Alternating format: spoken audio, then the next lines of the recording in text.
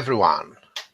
So I hope that you can hear us. So it's my pleasure to have with us today Nathan Klein from the University of Washington.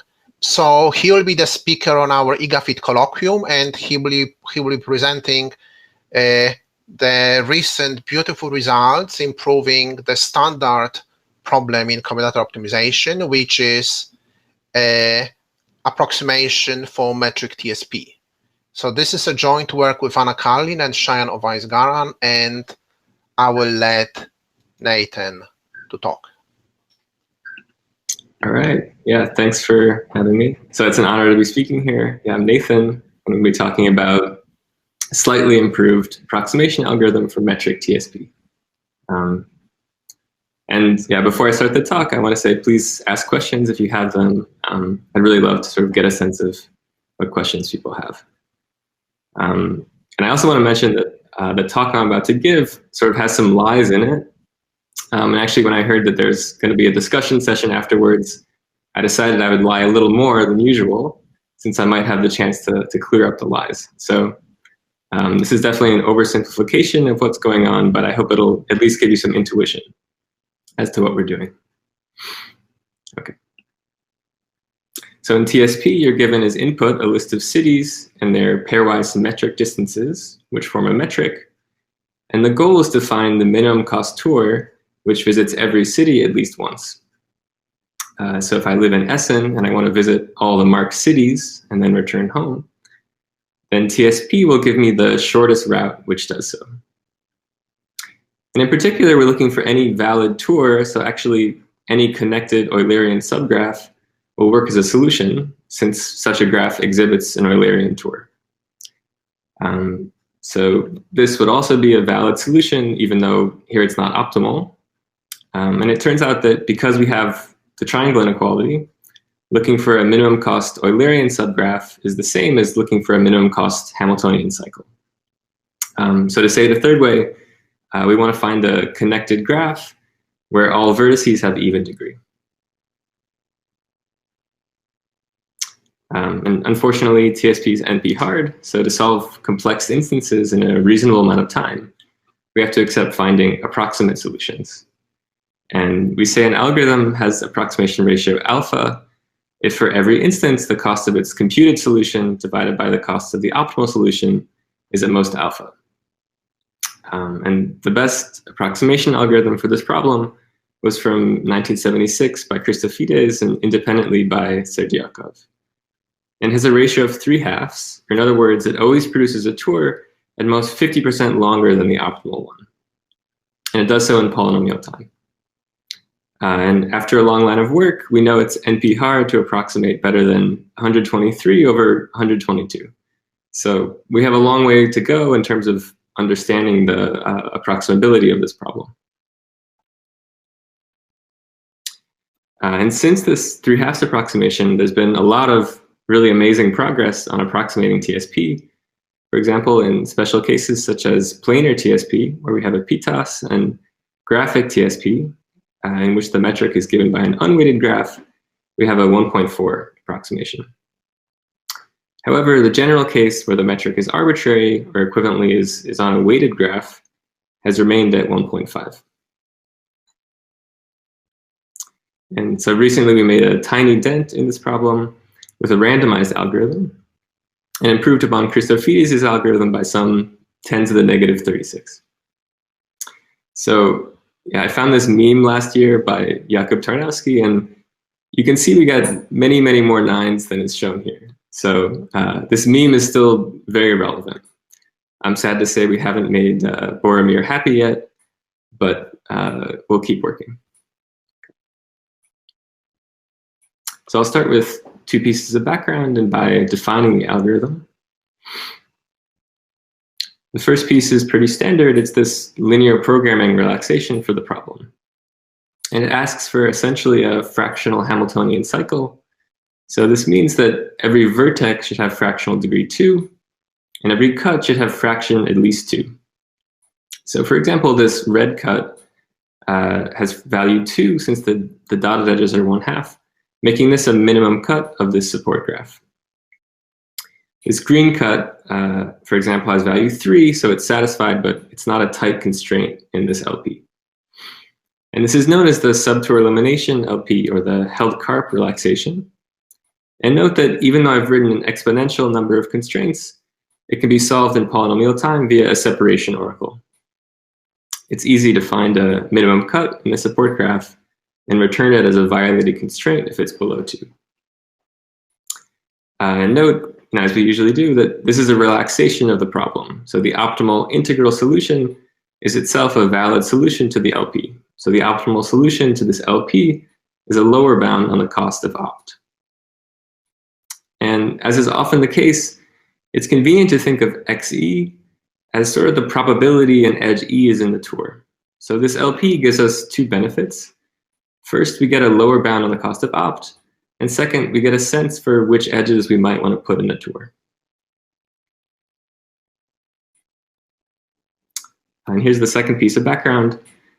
A spanning tree distribution is lambda uniform if every edge has some non-negative weight, lambda E, and the probability of a spanning tree is proportional to the product of the lambda E's in its edge set.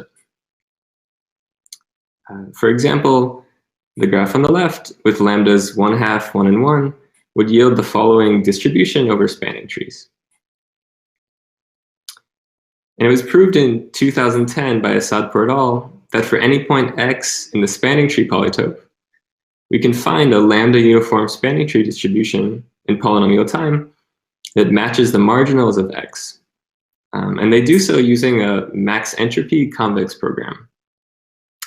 So we can alternately think of these lambda uniform distributions as the distributions which maximize entropy subject to the constraint of matching the marginals of x.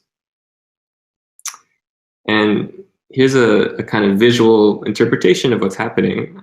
So say this blue point is the uniform distribution on trees, which would correspond to every lambda E being 1. And say this red point is our new distribution, which preserves marginals. Then you can think of this convex program as finding a transformation which takes this blue point to this red point. The technical term for this transformation is external field, for those of you familiar with it. So you might say, what's the point of viewing it this way? All I care about is this red point. Well, it turns out that the uniform distribution on trees has many desirable properties. This shouldn't be too surprising. Then what you can prove is this transformation, or external field, preserves many of these useful properties. So the red point is almost as well behaved as this blue one. And we'll use this sort of heavily in our proof, which I'll get into later. So now I can define the algorithm.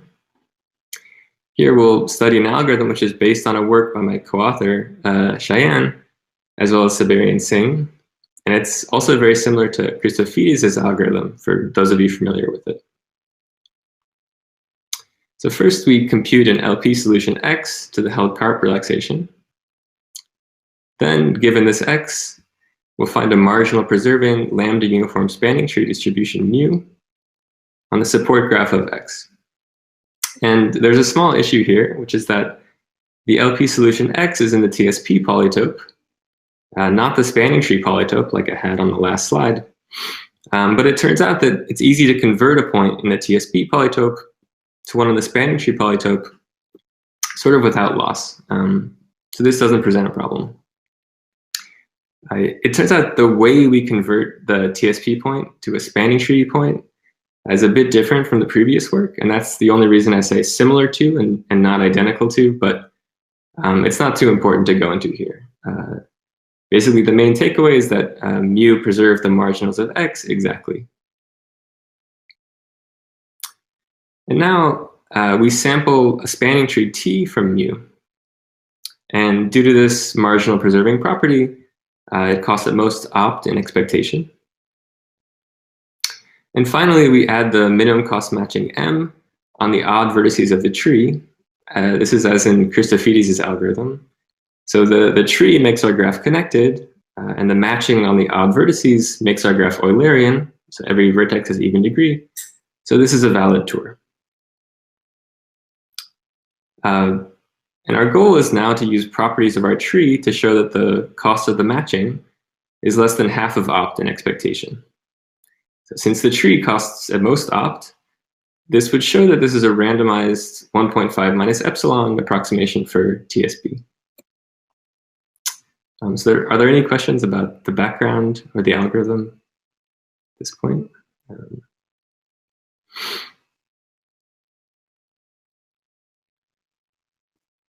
Okay. So the rest of the talk will just be about analyzing the expected cost of the matching. And first I'll introduce the matching LP, which is sort of the paradigm we use to analyze the cost of the matching. So remember, we want to find the minimum cost matching on the odd degree vertices of the tree T that we sample. And to bound the cost, we're going to use this matching linear program. So basically, instead of computing the expected cost of an integral matching, as this is a hard thing to get a handle on, we want to instead show an upper bound on the expected cost of a fractional matching between the odd vertices of the tree. So here's the LP, and here's an example tree we might want to augment with a matching, where I've marked the odd degree vertices in red. So clearly you want to minimize the cost, and your variables are non-negative. So now let's make sense of this second constraint. Basically, if you select a set whose cut has an odd number of edges in the tree, like this one, by degree sum arguments, the number of odd vertices in that cut must be odd. So one of them must be matched outside the set. So we can add this constraint. This set, on the other hand, has no such constraint because these two vertices could be matched to one another. So this is the same as looking at sets with an odd number of odd vertices in the tree. And this LP has a very nice property. It has an integrality gap of 1. So if we can construct a fractional matching of costs less than half of opt, this means that there must be an integral matching of costs less than half of opt. And in this situation, our algorithm will actually find a cheap matching, since we add the minimum cost matching. So now the game is basically an existence one. Our algorithm is fixed and we're only doing analysis. Our analysis consists of finding a cheap fractional solution to this LP, at least in expectation, and this will bound the cost of the matching our algorithm actually produces and give the result. So this is our goal now. And just to be clear about what I mean when I say even and odd, I'm going to use this as a shorthand. We'll say a cut is even if its edges have even intersection with the tree, and odd otherwise. And again, this corresponds to whether these cuts have constraints or not in the matching LP. Okay, so it's actually very easy to get a matching of costs opt over 2. If we just said ye is equal to xe over 2, this is already feasible, since every cut has at least fraction 2 in the TSP LP, and so we've scaled it down by 2, so every cut has fraction at least 1 in this solution to the matching LP. So we simply satisfy constraint 2 for every cut, not just these odd cuts in the tree. And this costs half of the LP, and therefore we immediately get a 3/2 approximation without using sort of any properties of the tree we sample. However, as I said, this assignment simply makes every cut at least 1, so we're satisfying constraints that might not actually exist. Some of these cuts will be even. So the hope is maybe if a lot of the cuts have an even intersection with the tree, and so many constraints disappear from this LP, then perhaps we can set ye to be strictly less than xe over 2 in expectation. For example, if some edges magically happen to be in no odd cuts, we can set their ye to be 0, as there are no constraints. So yeah, if we can gain some epsilon with respect to this initial feasible solution, we would obtain a 3/2 minus epsilon approximation. And this is kind of what we're going to do. So as I said, we can think of this XE/2 solution as our initial point in the matching LP. And I've put this in the right corner here. So now we'll perturb this initial point a little bit by applying a slack vector that depends on the tree, such that we set YE equal to XE/2, this initial point, plus this slack. And note that the slack may be positive or negative.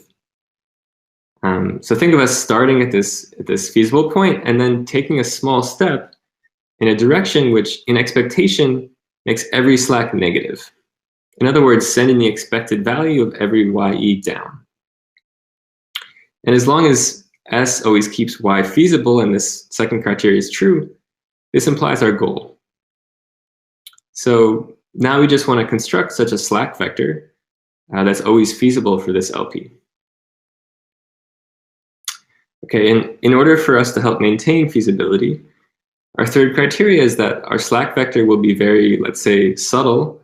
We'll move variables by a tiny fraction eta at most, guaranteeing that each slack is at least negative eta/4 times xe with probability 1. And it turns out that this third criteria lets us ignore all constraints in the matching LP that correspond to large cuts in X. In fact, the only constraints we're concerned with now, given this feasibility requirement, number 3, have X of delta of S less than 2 plus 2 eta. So if you take any cut that's larger, even if you set all slacks to their minimal value, the constraint is still satisfied, whether or not it's actually present in the LP or not, in the matching LP. So in the rest of the talk, I'll convince you that we can deal with the small cuts. And I'll call the small cuts near minimum cuts because our TSP LP ensures every cut is at least 2. And this is looking at cuts very close to 2. So basically, we're looking at constraints that are very, very close to being tight. And eta will be a very small constant. You may wish to think of it as even being 0. This contributes to our 10 to the negative 36, how small eta is. So the fact that we only care about near minimum cuts should make intuitive sense from this third criteria. We're only wiggling our feasible solution a little bit. So the only constraints that might break are basically very close to being tight. Okay, now if all small cuts were even, we would actually be done. Because we could set all slack to be negative eta/4 times xe, and we'd have something like a 3/2 minus eta approximation. Unfortunately, this doesn't happen, but we can still do something. Since our distribution is well behaved, it will be possible to prove that many small cuts will be even in our tree, meaning that many tight or near tight constraints go missing from this LP. And our approach will be to use these missing constraints to generate negative slack without violating feasibility. And this should also make intuitive sense. If I start with a feasible solution and then remove a bunch of the tight constraints, there should probably be a way to decrease the objective function. And that's all we're trying to show.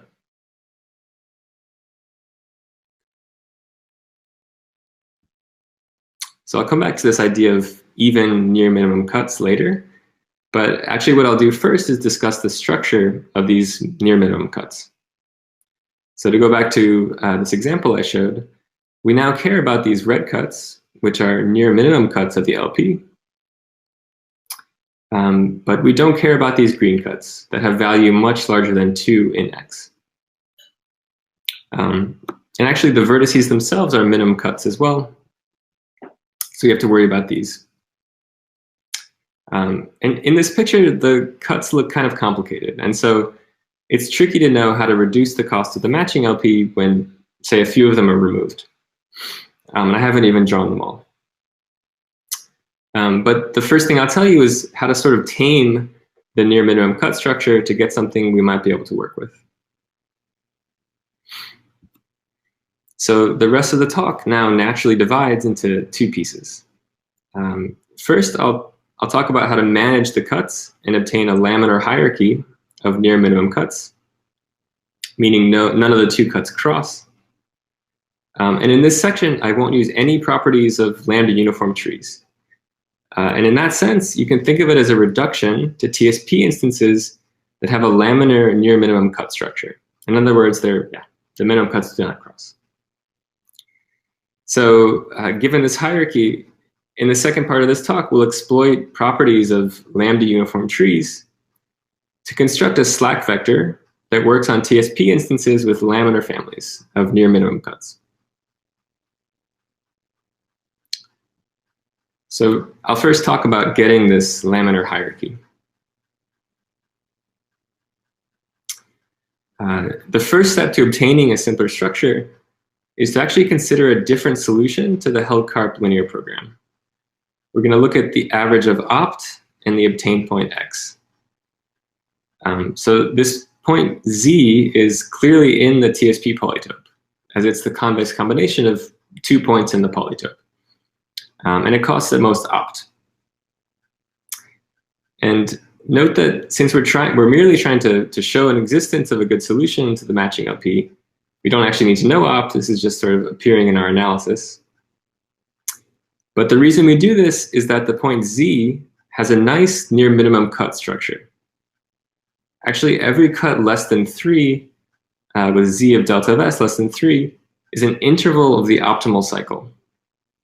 So suppose you take a cut that's not an interval, like this green cut, then there are at least 4 opt edges in the cut, each having fractional value 1/2 in z. And we get half of x, so this means that z of delta of s is at least 3. This red cut, on the other hand, could be a near minimum cut of z if it's also a near minimum cut of x. So now our attention can be restricted to cuts along the optimal cycle that are also near minimum cuts in x. So previously we used half of x as our initial point, and now instead of ye is equal to xe over 2, we're going to set ye is equal to ze over 2, and then we'll add our slack vector. And now we only need to worry about cuts that are intervals of the optimal cycle. So this is a possible set of near minimum cuts of z. And by construction, the expected cost of the matching is at most opt over 2 plus the expected value of our slack, which will be negative. Or that's what we're trying to show. So this is great. Already this simplifies the structure of near minimum cuts. And basically we've made the list of easy cuts longer. Now it includes both large cuts in x and cuts that are not along the optimal cycle. But now in this picture, there are 2 things going on.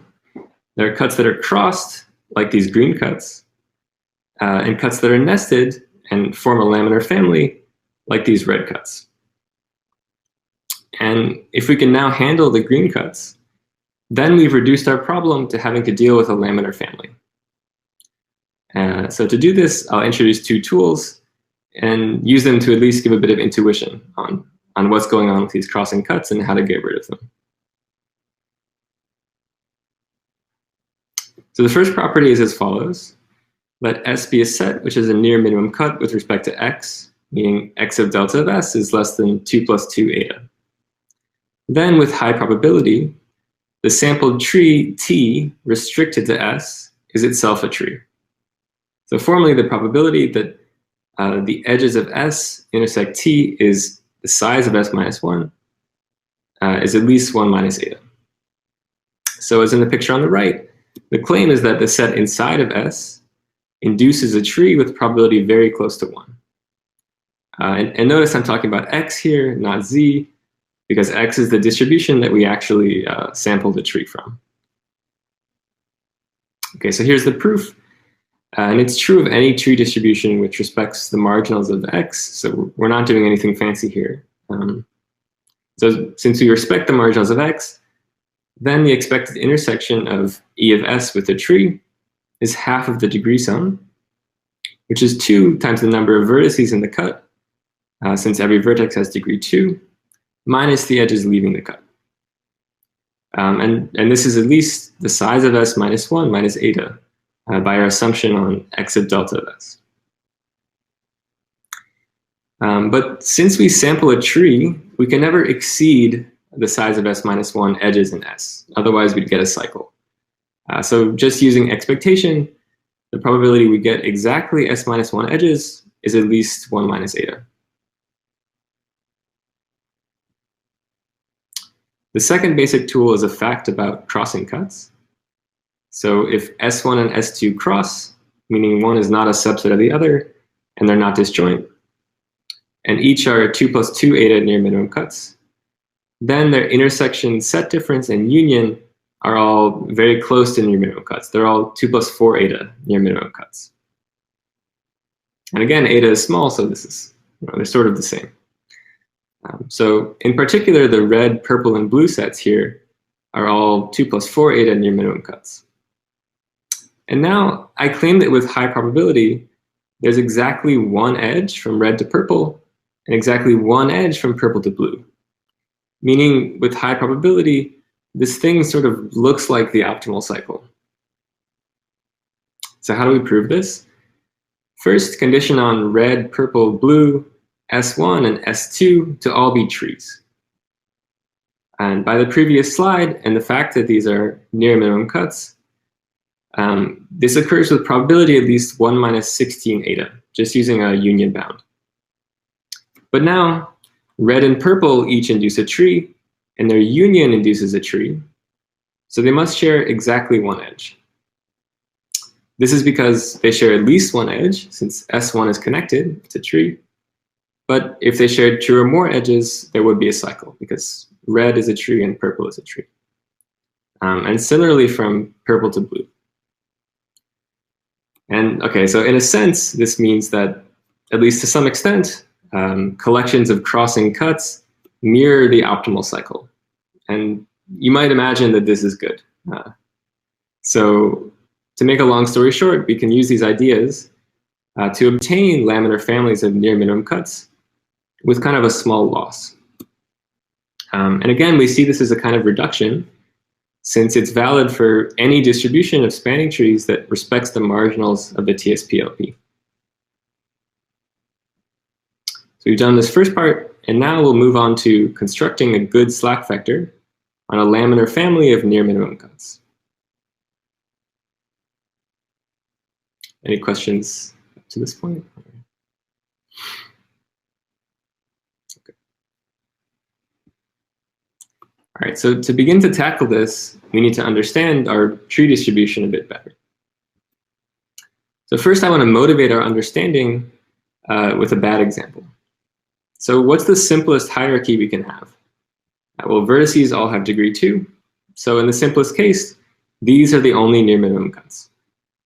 And this could happen if, for example, the LP solution was a complete graph where every edge was 2 over n minus 1. And I'll call this hierarchy the degree cut case, because the only cuts are the degree cuts.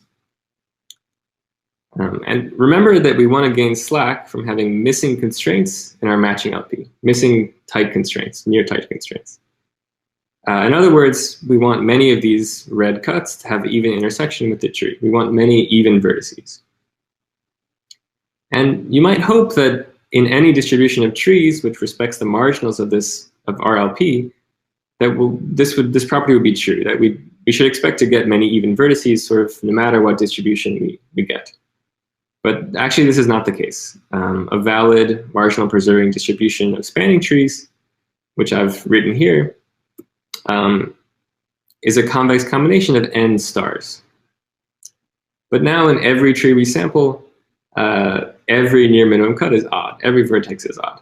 So this distribution, even though it respects the marginals of x, fails kind of spectacularly. And actually, the matching will be very expensive since every vertex is odd. So with this distribution, we could not beat 3/2. And to be clear, the issue here is that even though the expectation of each near minimum cut is 2, our distribution doesn't concentrate at all. The degree is either 1 or n minus 1. So this property of having even near minimum cuts is at least kind of non-trivial. But I gave you kind of an adversarial decomposition of the point into trees.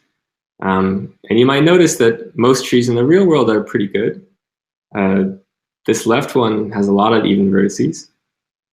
This tree on the right is not good. It looks like a star.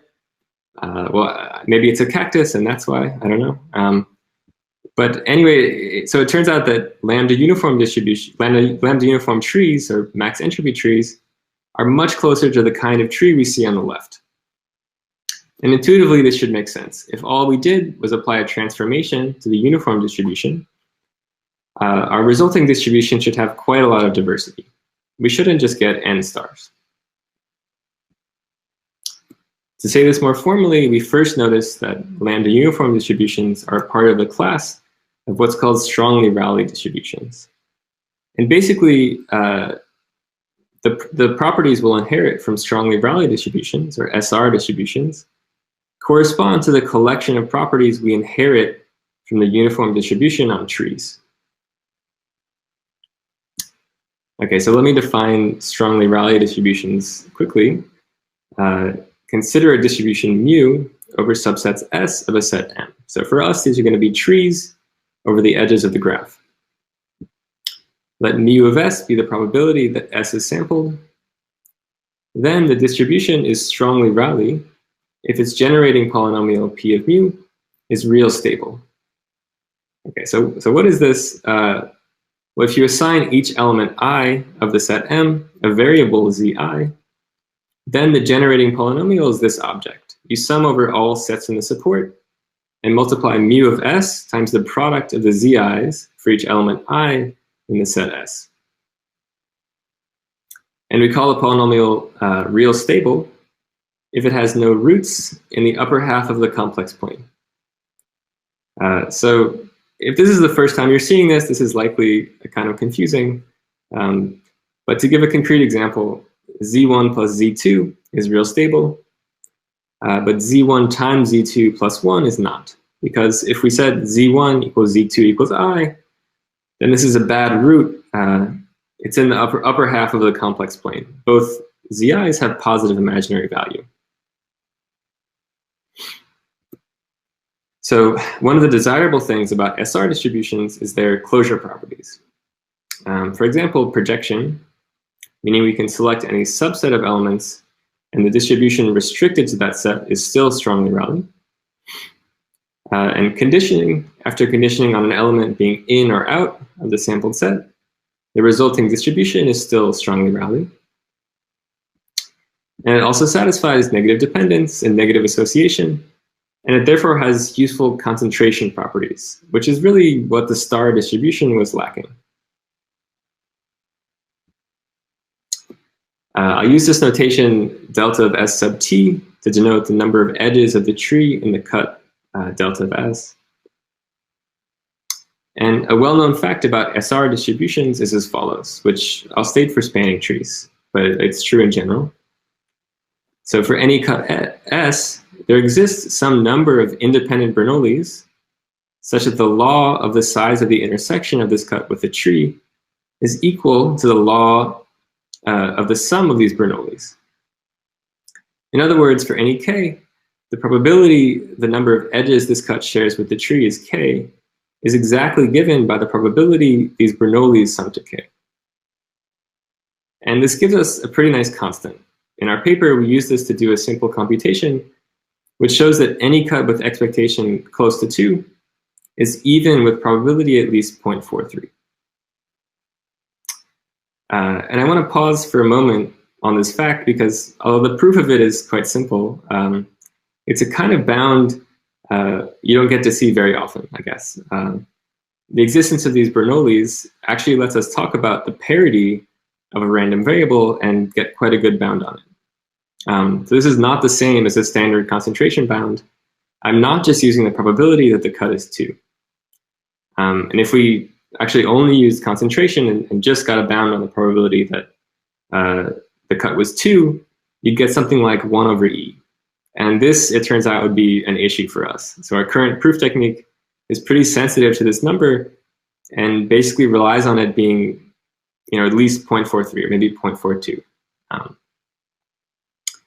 Yeah, so I think that's kind of interesting. So long story short, many near minimum cuts should be even. And if you're trying to convince someone this algorithm might work, it's probably enough to cite this fact alone. It implies many vertices are even. And so at least intuitively, you might expect that this should make the matching on odd vertices cheaper. So given this background, I want to now tackle the case in which the only near minimum cuts are the vertices, so the simplest possible hierarchy. And here we can use a lemma, which was proved in the paper from Ovescaron, Siberian Singh in 2010, that any two near minimum cuts are even simultaneously with probability at least some constant p. And here there's one important exception, so I have a star, but I won't go into that in this talk. But given this, the degree cut case is easy. So pick any edge E. It's only in two near minimum cuts, its endpoints. Then with probability p, the tree that's picked has even intersection with both of its endpoints due to this lemma. And in other words, with probability at least p, any edge E is in no odd near minimum cuts. And in this instance, we can set its slack to be as small as possible, which is negative eta over 4 times xe, because all the constraints for small cuts are gone. And remember that given we don't move any variable too much, we don't care about the big cuts. So this is clearly feasible. And now each slack has negative expectation. It's 0 if some endpoint is odd, and it's negative 8 over 4 times xe otherwise. So the degree cut case is good. However, this sort of general strategy, meaning setting slack to be negative if an edge is in no odd near minimum cuts and 0 otherwise, cannot work. And this is because some edges may be in many, many near minimum cuts, and these may have 0 probability of being even in all those cuts. So these edges, this second condition would never occur. And the issue is that these edges may be the expensive ones. The ones for which this is probability 0 may have all the weight of the LP. So just quickly, for those of you familiar with this 2010 paper, I want to highlight that this is one of the main differences. If you're in the graphic case, where every edge has weight 1, you can restrict your attention to edges on the bottom level of this hierarchy, because you'll capture constant weight in the bottom level. However, here you have to look at the whole family of cuts. And I guess the other main difference is that in the graphic case, you can sort of get around these crossing cut structures that I talked about by running another algorithm when they appear. But in the general case, this doesn't work. So yeah, in some sense, both pieces I'm telling you are sort of the barriers that arise when you move between the graphic case and the general metric case, at least assuming you follow this general analysis idea that they set up. Okay, so given this sort of base case, what we'll end up doing is taking this intuition and apply induction over the hierarchy.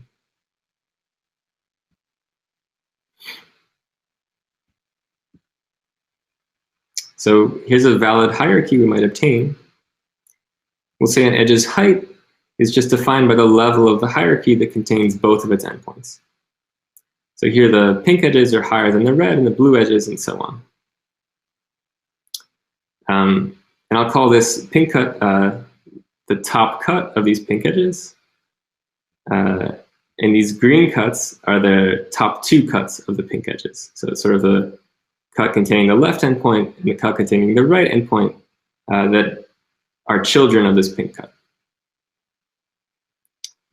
And basically what we'll do is think of these top cuts in isolation as being in the degree cut case. So these pink edges will kind of reduce when both of these green cuts are even. So to say it a bit more formally, look again at our pink edge E. L2 and R2 are its top 2 cuts in the hierarchy. So if the black edges represent the sampled tree, here we would not reduce the slack of the pink edge, as both L2 and R2 are odd. However, if we sampled this tree instead, then both these cuts are even. So now we can reduce S of E by its maximum possible reduction. Okay, so we're done. No, okay.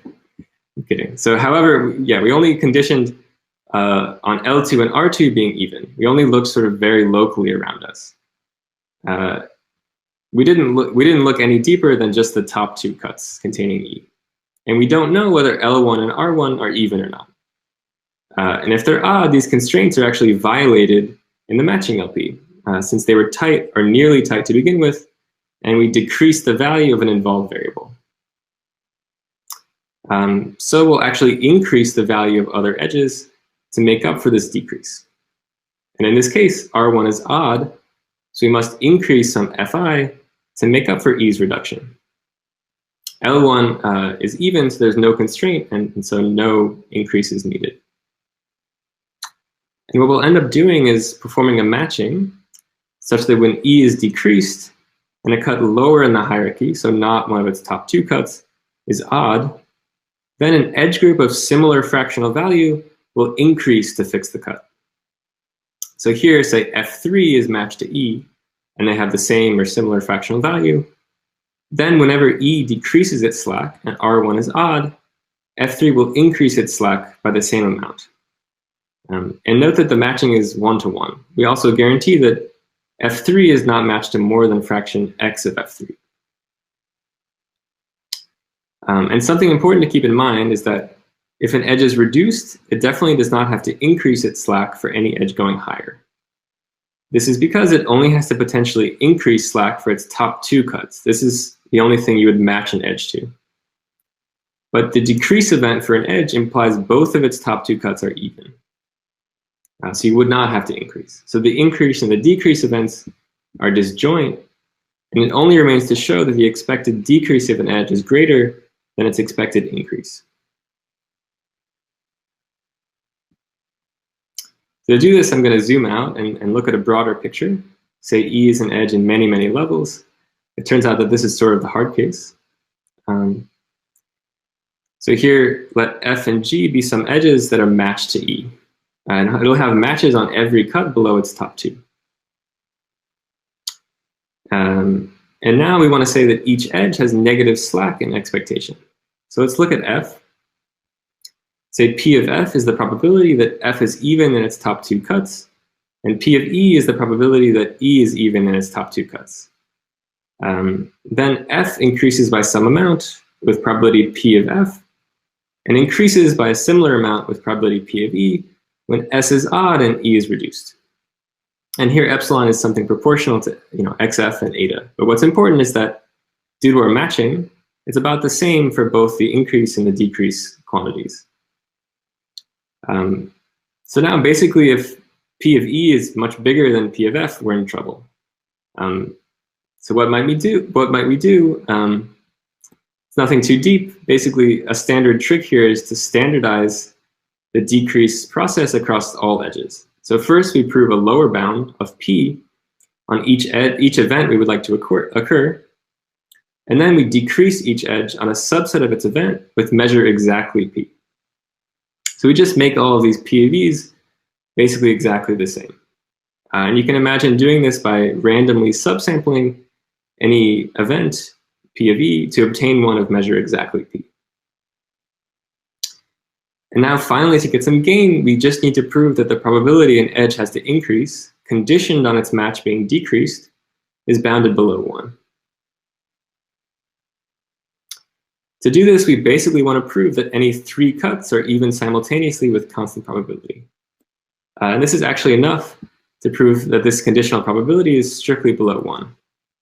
Because we apply this to the top 2 cuts, marked in blue here. So we're simply showing that within the space E is reduced, there's some mass where an arbitrary cut S lower in the hierarchy is even as well.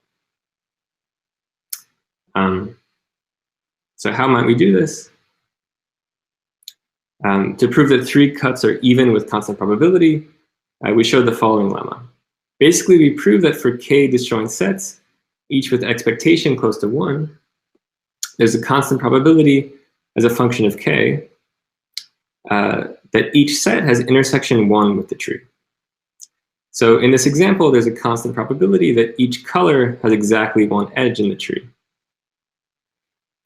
And more formally, we prove a generalization of a lemma from a paper by Gervitz from 2006. we show that if you have k disjoint subsets and their expectation is close to the all ones vector, then the probability that every set is 1 is a function of only k and epsilon, where I'm using t for tree here, but again, this holds for general SR distributions. And I call this a generalization, as this was previously known for k disjoint subsets, and now of expectation exactly 1. And now we allow some epsilon deviation. And our function f here turns out to be doubly exponential, but there's some recent work from Gurvitz and Leek, which gives some hope for getting a better constant, although it's currently for a slightly different type of distribution. Okay, so hopefully you can imagine how you might be able to use this to prove that any collection of sort of 3 or more cuts is even simultaneously. And that would give the result, at least if you believe what I've told you. Okay. All right, so as for next steps, first, because of the use of z, we do not prove that the integrality gap of the Held-Kart polytope is below 3/2. And it would be nice to prove this, and we think it sort of should be doable. The use of opt, we expect, is not fundamental to the proof, although it does make the cut structure a lot simpler. If you don't look at opt, there's this so-called polygon representation of near minimum cuts, like Banksir-Gomez worked on this, and you could just work directly with this structure and maybe get the same result. And secondly, I swept a lot of things under the rug. One big headache is the existence of edges whose top 2 cuts are not even simultaneously with constant probability. And in particular, these are edges whose top 2 sets share fraction exactly 1/2. And we're able to show that these sort of bad edges cannot appear too often, but we'd like to remove them entirely. So we ask, are there techniques for handling these edge types? Getting rid of these would go a long way towards simplifying our proof and would improve our 10 to the negative 36 by many orders of magnitude. And in general, stronger theorems concerning strongly Rayleigh distributions would definitely help. But maybe more importantly, are there totally new ideas for analyzing this algorithm? We know no instance where it does worse than 4/3. So either there's a bad instance lurking out there, or we need a very different approach to the analysis. So with that, thanks so much for having me and for listening. Here's a picture of some TSP soup by Bosch. And also, please let me know if you're interested in talking about any part of this result offline. The paper is pretty long, and so it could look a bit intimidating, but a lot of the complexity arises from dealing with these special cases. So I'd be happy to help cut through any confusion. So thanks again. Happy to take questions now. Yeah, so thank you very much. And on behalf of everyone, I'm just doing this. And you can also send exactly what you are doing right now. So we do have some questions. So there are kind of 2 ways how you can phrase questions. Either you can put something in the you can type this in the question, so you can just raise your hand. So I think it's an amazing result, and I think that all of us have been waiting when finally we'll see an improvement, or maybe it's impossible to improve. How far this approach can go? So do you think that, so are there any limits that you at some point you said you have 4/3 kind of, but is it any way, any hope that one could go up to 4/3? So basically one of the big limitations of this approach is that we're looking at cuts that are very close to being 2, like 2 plus eta, and the most you can decrease a variable is by eta. Like that would be the hard upper limit by some like eta times xe. And so if you wanted to do, get a better constant, you'd first have to look at cuts that are much larger, like say up to size 3 or something. And actually, yeah, to get 4/3, we would have to look at cuts of size up to 3. And then if you look at cuts of size up to 3, it'd have to be that every cut was even. because then you could reduce every edge by 1/6. So yeah, I think getting 4/3 would be pretty much impossible unless you're sort of looking even at larger cuts than 3. And I think, yeah, but I think one of the really big barriers is these edges with their top 2 cuts share about fraction 1/2.